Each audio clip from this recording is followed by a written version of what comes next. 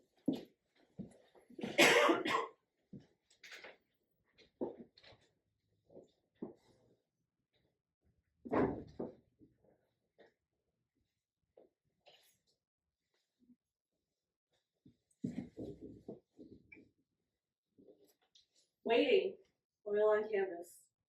So much of parenthood is waiting. Waiting and worrying if your child has peed or pooped.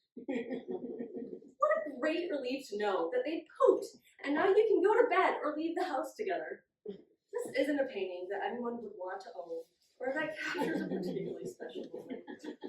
But the parents in the room, you will understand and sigh. Ah yes, so much poop in my life.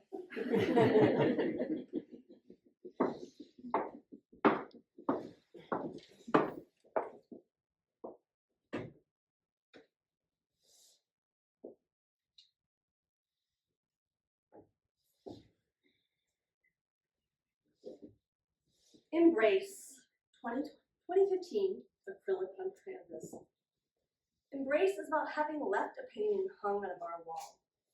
This is when people could still smoke in bars, and having remorse at being a bad parent, I wanted to give the painting a hug. The next day, I made a painting that represents me embracing the one that I left in the bar, basically to release my guilt. I'm afraid that most people might not understand these feelings, so I have not been showing this piece. I was mostly self-taught. I never intended to be an artist. It just became a necessity. I took the one beginning painting class for therapy after I started getting chronic headaches. I had not even taken art in high school. For people in my everyday life, my practice is a secret. I try to stay anonymous where I live. People can hurt you with your secrets. When I take art to a show, I try to load up at night. Sometimes the night before its delivery is during the day. Otherwise, I wrap it in a tarp. Over 35 years ago, I had my first show. An artist friend had seen my work and introduced me to a curator or a gallery owner. I was not looking for shows. The gallery owner asked me what my parents thought about me being an artist, and I replied, "It hasn't been discussed, and it never will." The gallery owner also said that she did not think I was ready to sell my work. She was right, and so I did not paint another painting for 15 years. I did not have another show for 20.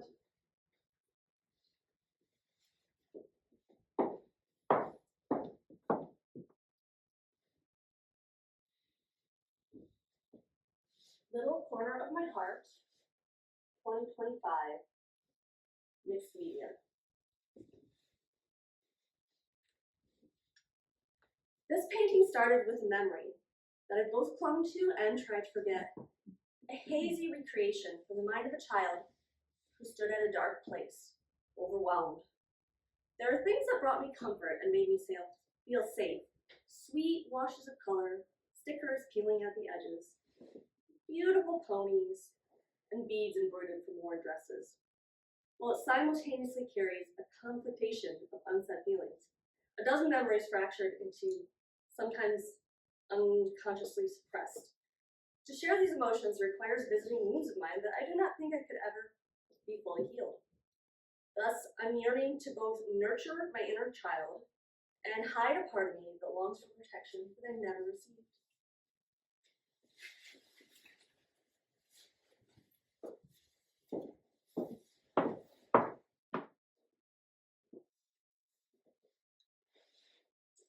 I'm going to just put this one down here so it's safe for you.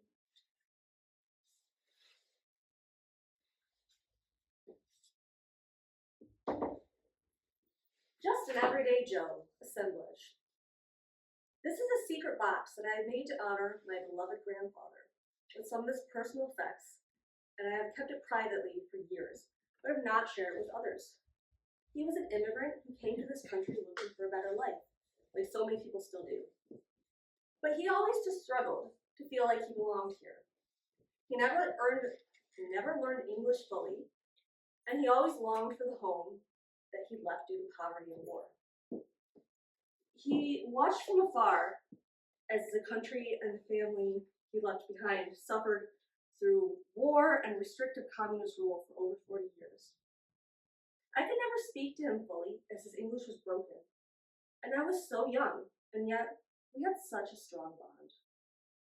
Though he passed years ago, I still long for those conversations that never happened.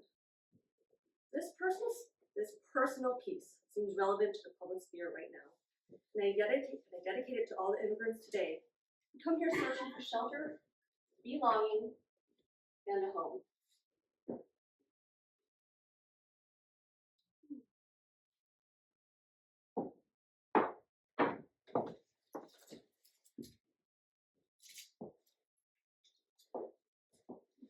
Ratty, Mixed Media Assemblage, 2025.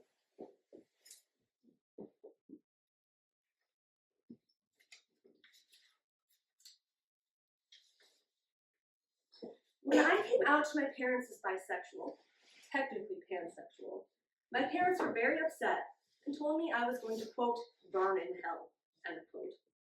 They've since gotten over this, and mostly we never talk about it. We have been on great terms for years. I've always been into feminine things, so it was confusing for them, I guess. My dad passed away last year, so I think about how it doesn't really matter anymore. And we just think about the good memories.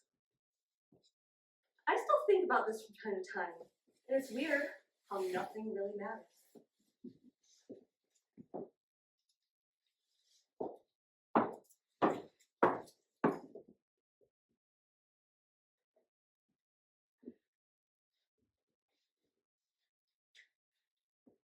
The closest you can get, 2024 Lino Cut.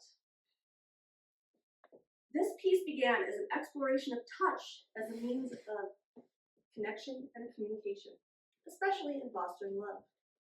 It is part of a series depicting moments of embrace and touch. This particular print holds a significant and vulnerable meaning to me.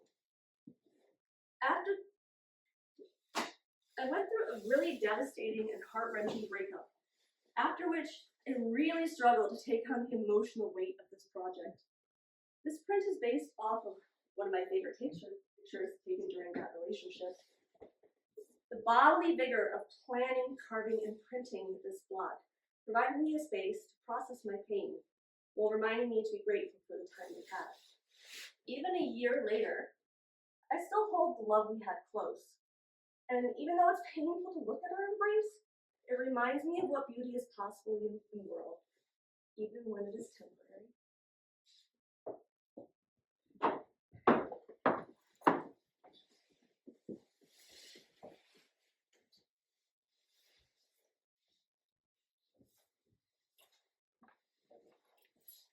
Forest Creek No. 2, 2023, Oil on Canvas.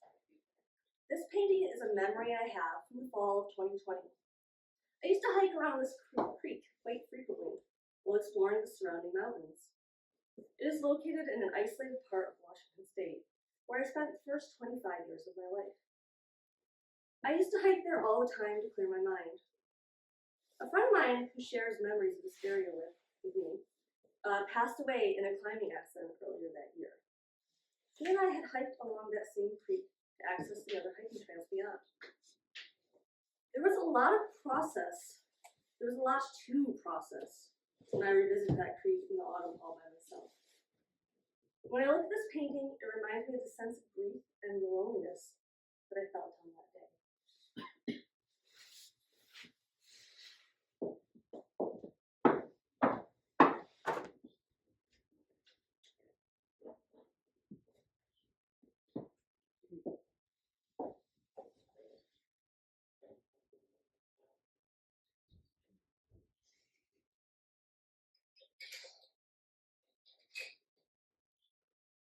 Big applause to all the artists.